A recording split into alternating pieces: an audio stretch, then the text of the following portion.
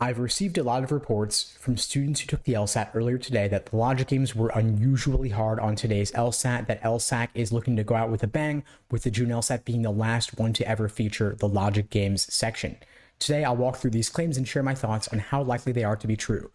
For those who don't know me, my name is Steve Schwartz. I've been teaching the LSAT since 2005.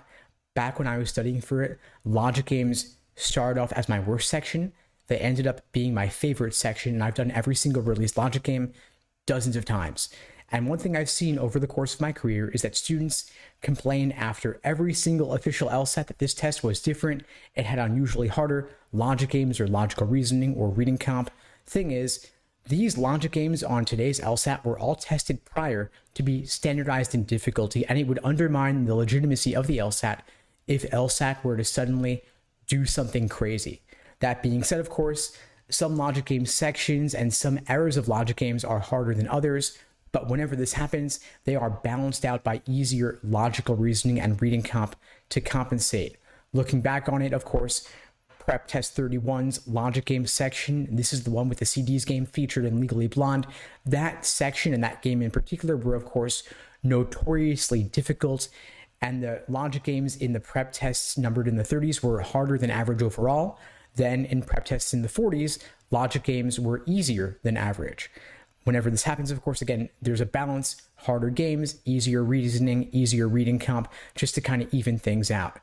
So I've been hearing these kinds of complaints from students for long enough that I'm pretty skeptical that the games today were unusually difficult, that they were anything crazy. If anything, during a transitional period like we have now, with the change to the test starting in August, with their removing logic games, LSAC is pretty likely to minimize changes to the test overall because the format change alone is stress-inducing enough. My guess here is that it's probably just the adrenaline and the stress of the real thing making these test takers today feel like the logic game section was unusually difficult or radically different in any way. If you were to do these games on a practice test during your regular studying, they would probably seem to be nothing different than anything else. Of course, I have not seen these games myself. They have not been released. They probably won't ever be released because, of course, the format of the test is changing.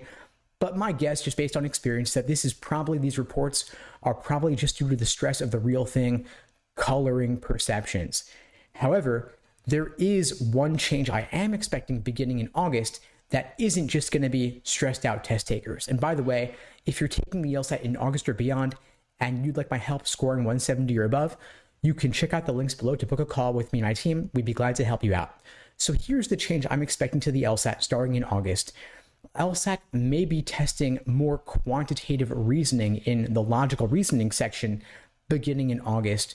The reason I think this is that over the past 6 months or so, going all the way back to November actually, I've gotten countless reports from test takers that the logical reasoning experimental sections in November and January and February and April contained more questions involving formal logic, numbers versus percentages, absolute versus relative values. Of course, LSAC won't be able to test these concepts in the logic game section anymore because there won't be a logic game section anymore starting in August. So it could be that they'll test this in logical reasoning instead.